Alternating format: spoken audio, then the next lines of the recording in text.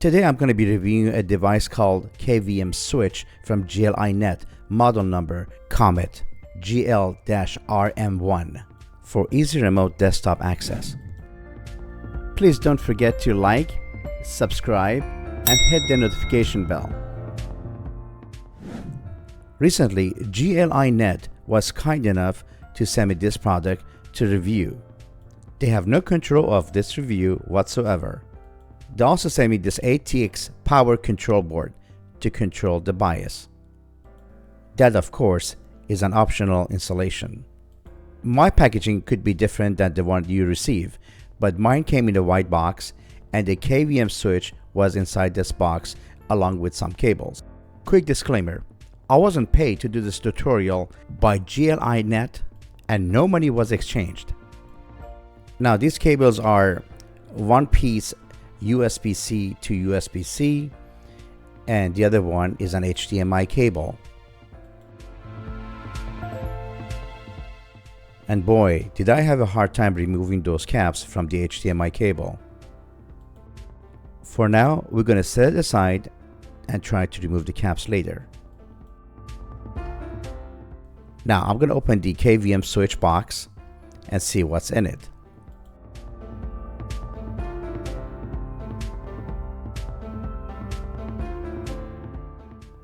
Inside the box, you'll find the business card that has all the contact information for support and also the instruction on how to use this product. And of course, the KVM switch itself. I gotta hand it to you, this switch is nicely designed, smooth finish, and also the way the ports are situated. For example, this is like a reset or restart. Now the front is everything that connects to the host computer, like the USB, HDMI, and USB-C. And we got the USB-C power here and the Ethernet for your KVM switch. Now under the box, there are also more cables. You'll find a USB-A to USB-C cable, and also there's an Ethernet cable. So basically we have 4 cables, KVM switch, and ATX power control board. Let's open it up and see what's in it. A red black wire. There are some screws here. This one is the ATX control board. And there is a USB-A to USB-C cable. This cable connects the control board to your computer. And here's some brackets for your PC installation. As mentioned before, we do not need ATX power control board in order to run KVM switch. That's an optional installation. Now let's open the control board package. It's pretty tight in there.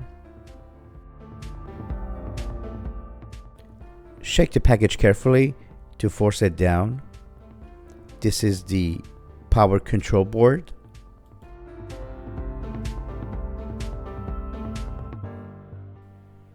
As you can see, there are a couple of switches here that you can press on.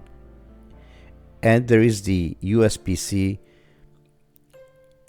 port that connects to the control board, and the other end connects to your KVM switch. And that's all the contents I received in the box.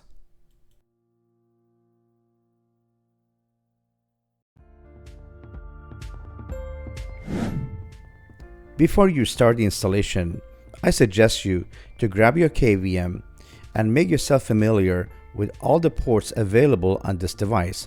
One of the most common mistakes people make is plugging the wrong USB-C to the wrong USB-C port. One is for keyboard and mouse, and the side is for power only. Let's start with the HDMI cable. Grab the HDMI cable and connect one end to the KVM switch. Now, grab your computer, mini PC, or anything that you want to connect as a host. In my case, I'm going to be using GMK Tech Mini PC, and I'm going to be connecting the other end of the HDMI cable to this PC. Now to control the mouse and keyboard, I'm connecting the USB-C cable to the KVM switch, and I'm going to be connecting the other end to my mini PC. Since this mini PC doesn't have any USB-C port, I'm going to be using the USB-A to USB-C cable that came in the KVM switch box. Now we need to connect the Ethernet cable. Connect one end to the KVM switch, and the other end I'm going to be using the GL.iNet Wi-Fi 6 router. Now we're going to connect one end that goes to port 1 or port 2. Since I'm using this travel router as a Wi-Fi repeater, I don't need to connect anything to the WAN port, since I'm already connected to the internet using Wi-Fi. And I will be doing a separate review on the new Wi-Fi 7, also known as Slate. Now let's connect a power source. We're going to be using the USB-C that goes into the USB power port, and the other end can be connected to any 5-volt adapter or to a PC that provides power source. Now the next step, we're going to be configuring the KVM switch. Now go to GL.iNet.com, and what we need to do here is we need to click on products, go to Comet KVM switch, and here we need to download the app. Now before we do that, let's go over their website and see what else is explained here. Looks like there are two KVM switch that comes one with and one without the power control board. Now as you can see here, it shows how the control board is installed inside a tower PC.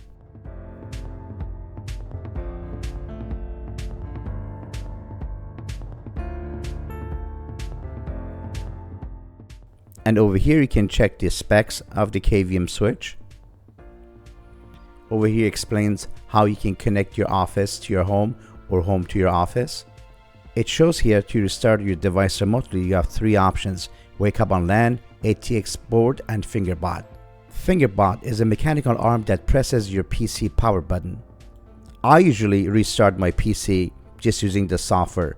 I connect using the KVM switch software, and I get to the PC that I'm connected to, and I use the PC restart function to restart the PC. And since I'm using a mini PC, there's no need for me to use any control board because there's no room for that. It just shows you how far GL.iNet has came along and has created so many different peripherals to make your life a lot easier. Now down here it shows you more specs.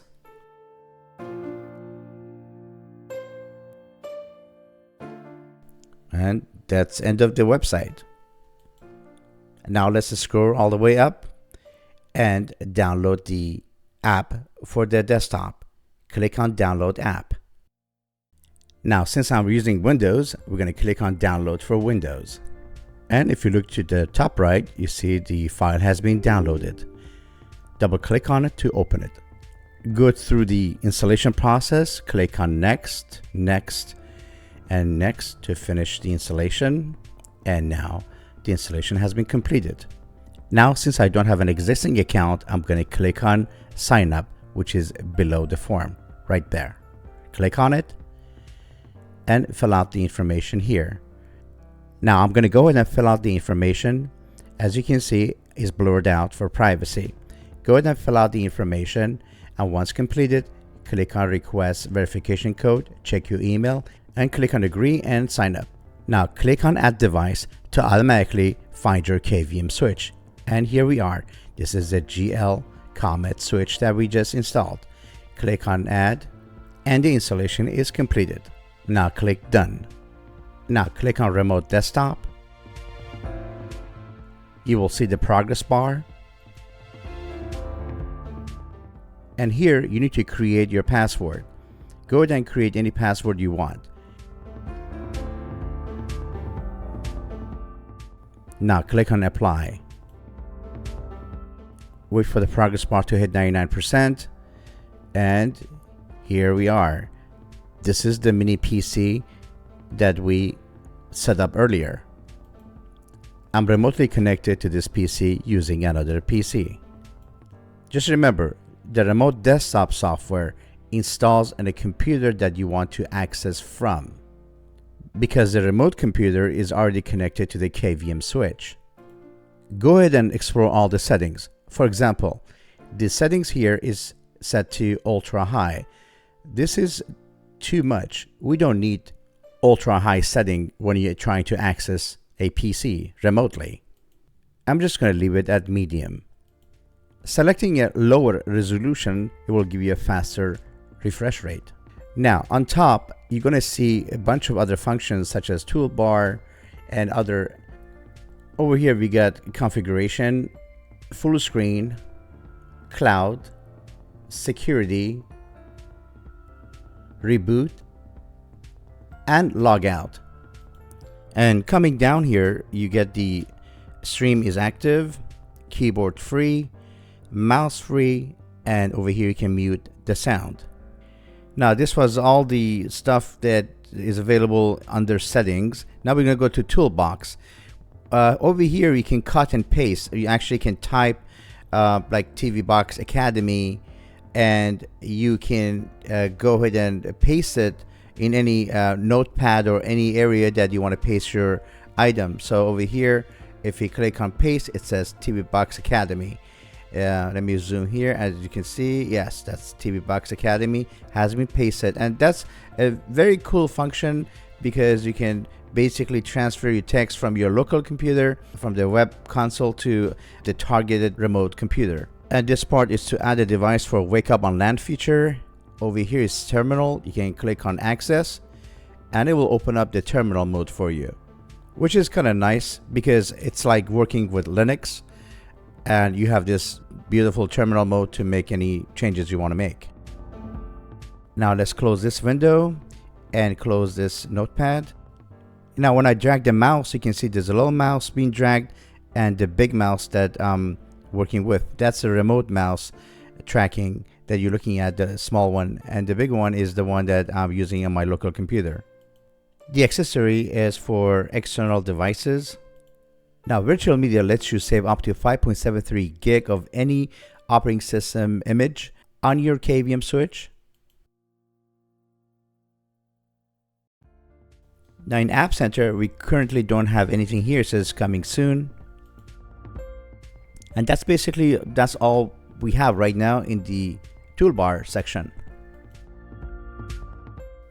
The screen seems very stable and no glitches, and also the interface is very simple to work with. And we have the light mode and dark mode like this, which is kind of nice. Now I'm going to try to access my remote computer web browser. Let me go ahead and click on next, and basically I'm connected to a web browser on my remote computer, and I'm going to type some address here, go to a different website, and we are at Yahoo. And very nice, I can scroll really fast.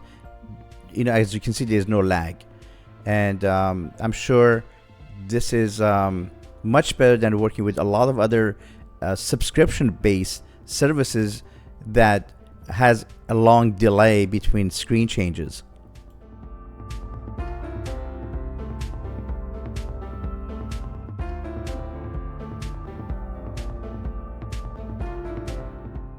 And up here you can expand the toolbar, or you can hide it using that arrow on top.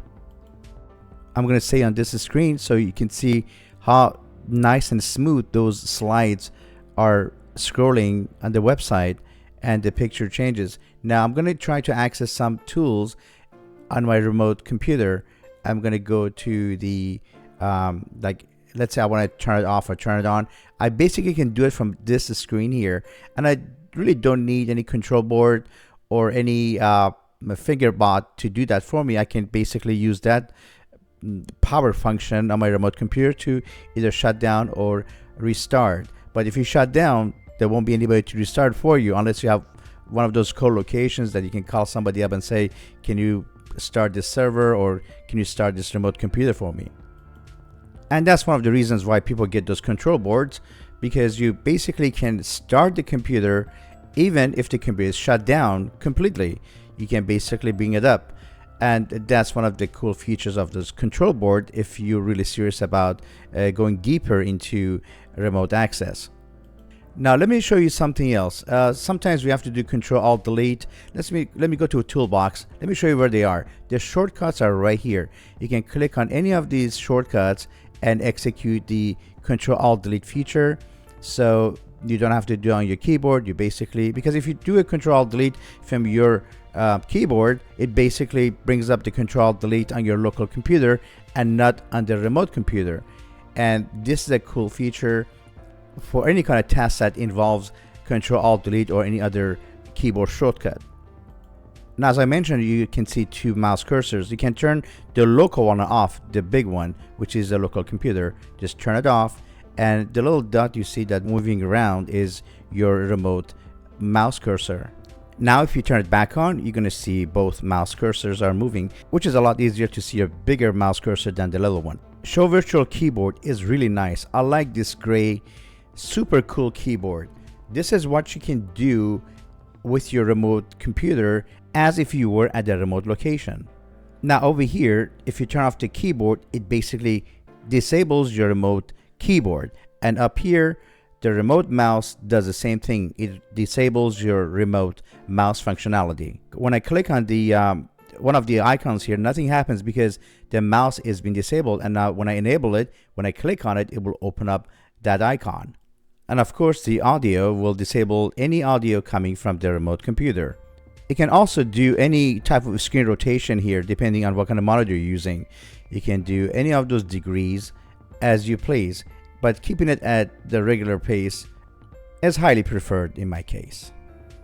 Now you can either close the screen, or for security, you can log out. The logout is the first one on the right. If you click on it, it says log out, and if you click OK, it will log you out of the screen. And once you're back at the login page here, you can go ahead and log back in, or you can actually close the window here and look at the device you already have. Just click on the three dotted line and it will take you to some of the functions here. It will show you the MAC address, it will show you the device, and here you can also change the name of your KVM switch, like Arizona, Los Angeles, New York. You can just change the name over there. Very easy. You can rename, and you can make those changes at this screen here, and you can close it whenever you want to log in. Just click on connect, and it will connect you back to your remote desktop. And of course, if you have multiple devices, you can refresh the list by clicking on the circle arrows here, and it refreshes the list of all the KVM switches you already added. Now there's another model coming out with a PoE option, and that's GL-RM1 PE, and this one has up to 32 gig of internal memory. That means you can save multiple ISO images for faster system restore, or basically start from the scratch system setups. I just wish they had a little display showing the IP address, just like this product from GL.iNet, which is a Wi-Fi 7 travel router, and it's called Slate and has a front display. My final thought is this device works great. If you're looking for a simple way of connecting to your remote desktop and you are tired of paying those subscription fees, or maybe you have one of those free ones that usually times out after a few seconds. Thank you for watching this tutorial, and please watch my other tutorials offered to you at the end of this clip. Please don't forget to like, subscribe, and hit the notification bell.